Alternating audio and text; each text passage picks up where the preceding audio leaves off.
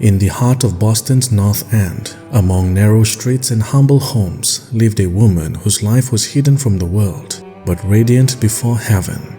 Her name was Catherine Passananti, a lay woman, a mystic, and a soul chosen to speak of God's mercy in the Holy Eucharist. Born on January 6, 1894, the feast of the Epiphany, Catherine's life would become a guiding star for souls seeking the light of Christ in a darkened world. The daughter of Italian immigrants, Catherine grew up surrounded by deep Catholic faith and family simplicity. She never entered religious life. She was not a scholar nor a teacher, but a quiet woman who loved to pray. In 1924, during a retreat in Brighton, she knelt before the Blessed Sacrament. It was there that her soul was touched by grace. She heard the gentle voice of Jesus speak within her heart.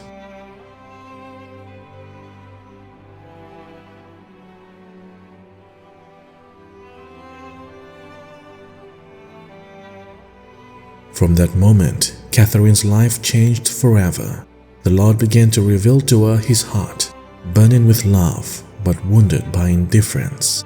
She began to write down what she heard and saw, filling notebooks that became a treasury of mystical reflection and divine intimacy. In her mystical experiences, Catherine was shown three great realities that await every soul: heaven, purgatory, and hell. She saw heaven as a place of unimaginable light and peace, where souls radiated joy in the presence of the Holy Trinity.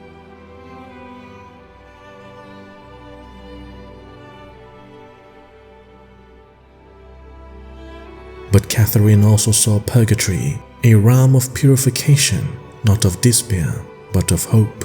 On October 6, 1947, she wrote,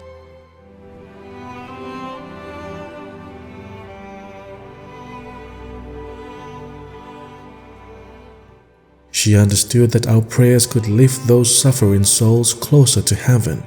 She devoted her life to offering masses, rosaries, and sacrifices for their release. Later, in a vision of 1963, Catherine was brought near what she described as the pit of hell.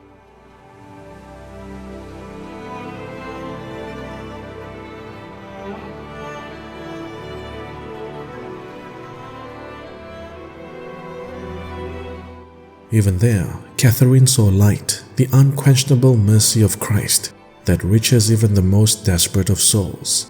Her visions were not meant to terrify, but to awaken hearts, to remind the world that eternity is real and that every prayer has power to save.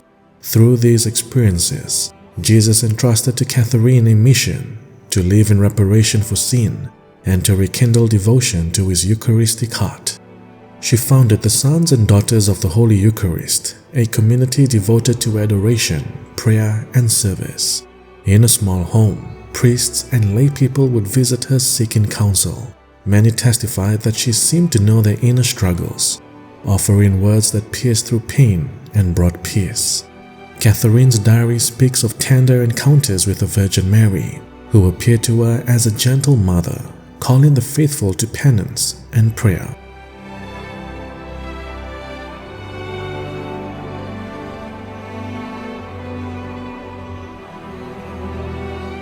Jesus also made her a promise that touched her deeply, that one day her own mother would be canonized, a saint. This promise filled Catherine's heart with hope and humility.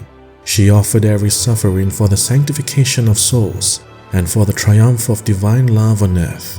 In one of her later visions, Catherine claimed that Jesus wondered about movements that would arise within the church that were not inspired by His Spirit. She also wrote that the charismatic and Pentecostal movements were diabolical in origin, a difficult message, controversial and challenging even in her own time. Whether these words were literal or symbolic, they reflected Catherine's great concern for discernment and obedience, that all devotion must remain grounded in the sacraments and faithful to the magisterium of the Church. Catherine Passananti passed peacefully on December 29, 1978, in Boston. She died as she had lived, quietly, humbly, and in the presence of a Eucharistic Lord. Though a cause for canonization has not yet been opened, Those who knew her spoke of miracles of grace, conversions, healings, and renewed devotion to the Blessed Sacrament. Her writings remain a treasure of mystical reflection, filled with love, humility, and warnings for the modern world. Catherine Passananti, pray for us.